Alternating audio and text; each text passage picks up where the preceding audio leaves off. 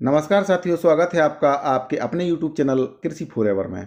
अनियमित कर्मचारियों से संबंधित एक बहुत ही महत्वपूर्ण अपडेट निकलकर सामने आ रही है। विधानसभा में जो स्थगन प्रस्ताव लाया गया है उसी के संबंध में यह महत्वपूर्ण अपडेट निकलकर सामने आ रही है। पूरी जानकारी आपको दूंगा, वीडियो में अंत तक बने रहिए।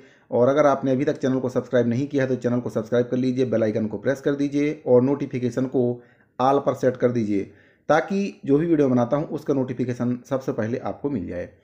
तो विधानसभा में जो स्थगन प्रस्ताव लाया गया है उसके संबंध में पूरी जानकारी आपको दूंगा। पंचायत संचालनालय छत्तीसगढ़ का यह पत्र है। रायपुर अटल नगर दिनांक 28/12/2022 की डेट में पत्र जारी किया गया है। प्रति है आपका अपर विकास आयुक्त कार्यालय, विकास भवन, सेक्टर 19, नॉर्थ ब्लॉक, नया रायपुर, अटल नगर, छत्तीसगढ़। विषय है आपका इसमें विधानसभा स्थगन क्रमांक 1 द्वारा श्री अजय चंद्राकर, सदस्य विधानसभा। संदर्भ आपका है इसमें कार्यालयीन पत्र क्रमांक दिनांक 28/12/2022। तो जो अजय चंद्राकर जी हैं उनके द्वारा विधानसभा में स्थगन प्रस्ताव लाया गया है। अनियमित संविदा दैनिक वेतनभोगी और जो अंशकालीन कलेक्टर दर प्लेसमेंट पर जो कर्मचारी कार्यरत उनके संबंध में यह प्रस्ताव लाया गया था। तो उसी का उत्तर इसमें दिया गया है। तो क्या प्रश्न किया गया था और क्या उत्तर इनके द्वारा दिया गया है, पूरी जानकारी मैं आपको दूंगा। विषय अंतर्गत कृपया संदर्भित पत्र का अवलोकन करने का कष्ट करेंगे। श्री अजय चंद्राकर, सदस्य विधानसभा द्वारा विधानसभा स्थगन प्रस्ताव क्रमांक 1 के माध्यम से संविदा दैनिक वेतनभोगी प्लेसमेंट अंशकालीन ठेका मानदेय जॉब दर अंतर्गत कार्यरत कर्मचारी के नियमितीकरण के संबंध में पूछे गए प्रश्न का कंडिकावार उत्तर हार्ड एवं सॉफ्ट कॉपी में इस पत्र के साथ संलग्न प्रेषित है। तो उनके द्वारा जो प्रश्न किया गया था उसका उत्तर दिया गया है इसमें। हार्ड एवं सॉफ्ट कॉपी में उत्तर को उपलब्ध कराया गया है संलग्न उपरोक्त अनुसार। क्या उत्तर दिया गया उसकी जानकारी भी मैं आपको दूंगा। तो इस विभाग में जो पंचायत विभाग में जो कर्मचारी कार्यरत हैं तो इनके संबंध में क्या उत्तर दिया गया है, क्या इनका नियमितीकरण संभव है, और अगर संभव नहीं है तो उसका भी इसमें उत्तर दिया गया है कि क्यों संभव नहीं है। तो उसके बारे में मैं आपको पूरी जानकारी दूंगा जो पत्र के माध्यम से इसमें बताई गई है। संचालन महोदय द्वारा अनुमोदित है। संयुक्त संचालक का इसमें साइन है। पंचायत संचालनालय का स्टाफ ऑफिसर अपर मुख्य सचिव छत्तीसगढ़ शासन पंचायत एवं ग्रामीण विकास विभाग मंत्रालय महानदी भवन नया रायपुर अटल नगर रायपुर को सूचनार्थ अवर सचिव छत्तीसगढ़ शासन पंचायत एवं ग्रामीण विकास विभाग मंत्रालय महानदी भवन नया रायपुर अटल नगर रायपुर छत्तीसगढ़ को सूचनार्थ। तो इसमें पत्र के माध्यम से जो जानकारी दी गई है कि जो विभाग में कर्मचारी कार्यरत हैं वह किस योजना के तहत कार्यरत हैं और किस कैटेगरी के कर्मचारी हैं, उनकी नियुक्ति जो हुई थी किस बेस में उनकी नियुक्ति की गई थी, किस पद पर कार्यरत हैं, उनका नियमितीकरण के बारे में क्या उत्तर दिया गया है, पूरी जानकारी आपको दूंगा। पहले देख लेते हैं कि प्रश्न क्या लगाया गया था। प्रश्न जो लगाया गया था उसका है आपका स्थगन प्रस्ताव छत्तीसगढ़ विधानसभा। प्राप्ति की तिथि है और समय है आपका 27/12/2022 11:05। तिथि है जिसको कार्यवाही का स्थगन चाहा गया है 2/1/2023। प्रेषक हैं श्री अजय चंद्राकर, सदस्य। विषय है आपका प्रदेश के सरकारी विभागों व निगम मंडलों में संविदा दैनिक वेतनभोगी प्लेसमेंट अंशकालीन ठेका मानदेय व जॉब दर अंतर्गत लगभग 2.88 लाख कर्मचारी वर्षों से कार्यरत हैं, जिसकी सेवाएं नियमित शासकीय सेवाओं के समान सरकार ले रही है, लेकिन नियमितीकरण उनका अभी तक नहीं किया गया है। इसी उनका जो भविष्य है वह अधर में लटका हुआ है। ऐसी ही कोविड काल में भी जो कर्मचारी कार्यरत थे, शिक्षक पंचायत संवर्ग के कई कर्मचारी उसमें दिवंगत हो चुके हैं। उनकी विधवाएं आज भी अनुकंपा नियुक्ति के लिए धरने पर बैठी हुई हैं। आज सरकार नियमितीकरण करने के नाम पर करोड़ों रुपया का असत्य विज्ञापन करवा रही है और वहीं पीड़ित कर्मचारी सड़कों पर आ चुके हैं। राज्य के हर क्षेत्र के अतिथि शिक्षक, स्टाफ नर्स, वार्ड बॉय, सफाई कर्मचारी, रसोईया, मितानिन, क्रीड़ा क्लस्टर के टेक्नीशियन, बिजली विभाग के संविदा कर्मचारी, चपरासी, कंप्यूटर ऑपरेटर, ड्राइवर इत्यादि कर्मचारी के जो संघ हैं इनके नियमितीकरण व अनुकंपा नियुक्ति करने के नाम पर 4 वर्ष से यह धरना दे रहे हैं। यह सभी अनियमित कर्मचारी शासकीय विभागों में अपनी सेवाएं पूरी जिम्मेदारी के साथ दे रहे हैं, लेकिन इनको ना तो समान कार्य समान वेतन दिया जा रहा है और ना ही किसी प्रकार का शासकीय सुविधा इनको दिया जाता है।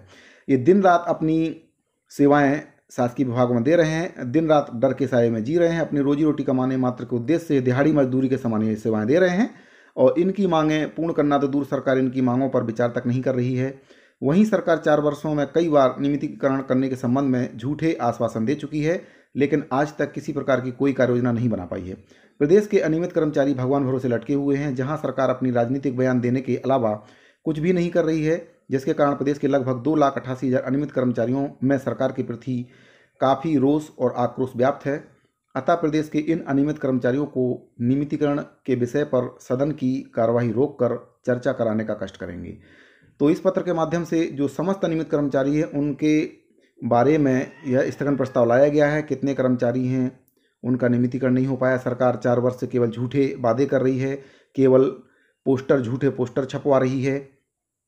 इसके संबंध में जो विभागीय टिप दिया गया है, पंचायत संचालनालय छत्तीसगढ़ अंतर्गत वर्तमान में संचालनालय मुख्यालय में 10 एवं जिला क्षेत्रीय कार्यालयों में 46, इस प्रकार कुल आपका 56 दैनिक वेतनभोगी कर्मचारी कार्यरत हैं तथा विभाग द्वारा संचालित राष्ट्रीय ग्राम स्वराज योजना में, मुख्यमंत्री पंचायत सशक्तिकरण योजना में आपका जिला कार्यालयों में 20 और दैनिक वेतनभोगी 433, संविदा कर्मचारी 2, प्लेसमेंट कर्मचारी का ऐसा बताया गया है।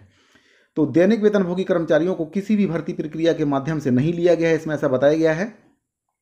ऐसी स्थिति में उन्हें नियमित करना विधिक रूप से संभव नहीं है। जो दैनिक वेतनभोगी कर्मचारी हैं उनको किसी भर्ती प्रक्रिया के माध्यम से नहीं लिया गया, इसलिए उनका विधिक रूप से उनको नियमितीकरण करना संभव नहीं है। वे केवल वैकल्पिक कार्य व्यवस्था बतौर लिए जाते हैं और इनके लिए विज्ञापन भी जारी नहीं किया जाता है। ऐसे दैनिक वेतनभोगी कर्मचारियों को नियमितीकरण करना और अन्य अभ्यर्थी जो है उनके साथ छल करने के समान होगा, जो कि इन पदों के लिए दावा रख सकते हैं।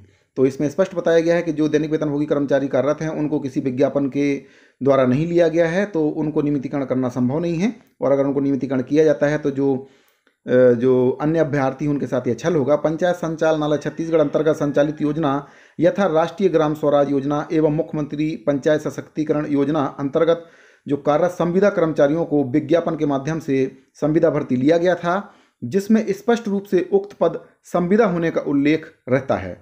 मतलब इसमें स्पष्ट बताया गया कि जो कर्मचारी इस योजना के अंतर्गत जिनको लिया गया था वह संविदा पद पर, उनको विज्ञापन के माध्यम से लिया गया था, लेकिन वह पद संविदा है, वह नियमित पद नहीं है। अगर वह नियमित पद के विरुद्ध उनको लिया जाता संविदा पर तो उनको नियमितीकरण उनका हो सकता था। इसमें स्पष्ट बताया गया है कि संविदा भर्ती लिया गया था जिसमें स्पष्ट रूप से उक्त पद संविदा होने का उल्लेख है, अतः इन्हें विधिक रूप से नियमित नहीं किया जा सकता है।